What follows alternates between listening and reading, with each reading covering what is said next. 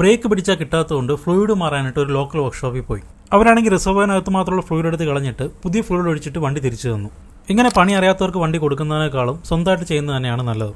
ആദ്യം നമ്മൾ റിസർവറിന് ചുറ്റും ഒന്ന് കവർ ചെയ്യണം. കാരണം ബ്രേക്ക് ഫ്ലൂയിഡ് വീണ് കഴിഞ്ഞാൽ പെയിൻ്റൊക്കെ ഡാമേജ് ആവും. അതിനുശേഷം ക്യാപ്പ് ഊരിയിട്ട് പഴയ ഫ്ലൂയിഡ് ഇതുപോലെ സിറിഞ്ചിലെടുത്ത് കളയാം. അതിനുശേഷം ഒരു ക്ലോത്ത് വെച്ചിട്ട് നന്നായിട്ട് ക്ലീൻ ചെയ്യുക. ഡെപ്പോസിറ്റ്സ് കൂടുതലാണെങ്കിൽ പുതിയ ഫ്ലൂയിഡ് കുറച്ച് ഒഴിച്ചിട്ട് സിറിഞ്ചിലെടുത്ത് കളയാം. ഫുള്ളി ക്ലീൻ ആക്കിയതിന് ശേഷം കമ്പനി പറയുന്ന ടൈപ്പ് ഫ്ലൂയിഡ് ഒരു 75% വരെ ഒഴിച്ചു നിർത്തുക. ഞാനിതിൽ .4 ആണ് യൂസ് ചെയ്യുന്നത്. ഇനി നമുക്ക് ബ്രേക്ക് ഹോസിലുള്ള പഴയ ഫ്ലൂയിഡ് കളയണം. ബ്രേക്ക് കാലിപ്പറിന്റെ അവിടെ ഈ കാണുന്നതാണ് ഇതിന്റെ ബ്ലീഡിംഗ് വാൽവ്. ഇനി ഇതുപോലെ ട്യൂബ് എടുത്ത് ഈ വാൽവിൽ ഫിറ്റ് ചെയ്യുക. ട്യൂബിന്റെ മറ്റേ ഫ്ലൂയിഡ് കളക്ട് ചെയ്യാൻ വേണ്ടി ഒരു ബോട്ടിലോട്ട് കൊടുത്താൽ മതി. ഇനി ബ്രേക്ക് ലിവർ ഇതുപോലെ 3-4 പമ്പ് ചെയ്ത് ആ പ്രഷറിൽ ഹോൾഡ് ചെയ്യുക. ലിവർ അങ്ങനെ പിടിച്ച് വെച്ചുകൊണ്ട് തന്നെ ബ്ലീഡിംഗ് വാൽവ് പതുക്കെ ഓപ്പൺ ചെയ്യുക. ഇതിന് റിംഗ് സ്പാനർ യൂസ് ചെയ്യുന്നതാണ് ഏറ്റവും നല്ലത്. ഇപ്പോൾ ട്യൂബിൽ കൂടി പഴയ ഫ്ലൂയിഡ് പുറത്തേക്ക് വരുന്നതാണ്. ഇനി ബ്ലീഡിംഗ് വാൽവ് ക്ലോസ് ചെയ്തിട്ട് ബ്രേക്ക് ലിവർ വിടുക. അടുത്ത് വീണ്ടും ലിവർ പമ്പ് ചെയ്ത് പിടിക്കുക. ബ്ലീഡിംഗ് വാൽവ് ഓപ്പൺ ചെയ്യുക. ഫ്ലൂയിഡ് പുറത്തേക്ക് വന്നതിന് ശേഷം ക്ലോസ് ചെയ്യുക. ബ്രേക്ക് ലിവർ വിടുക. ഈ പ്രോസസ്സ് റിപ്പീറ്റ് ചെയ്തുകൊണ്ടിരിക്കുക.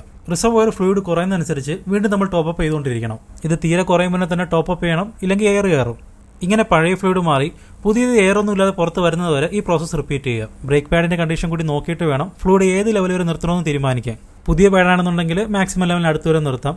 പഴയ പാഡാണെന്നുണ്ടെങ്കിൽ മിനിമം ലെവലിന് അടുത്ത് വരെ നിർത്തുന്നതായിരിക്കും നല്ലത്. റിസർവോയറിന്റെ ക്യാപ്പും സീലൊക്കെ നന്നായിട്ട് ക്ലീൻ ചെയ്തതിന് ശേഷം തിരിച്ച് ഫിറ്റ് ചെയ്യുക.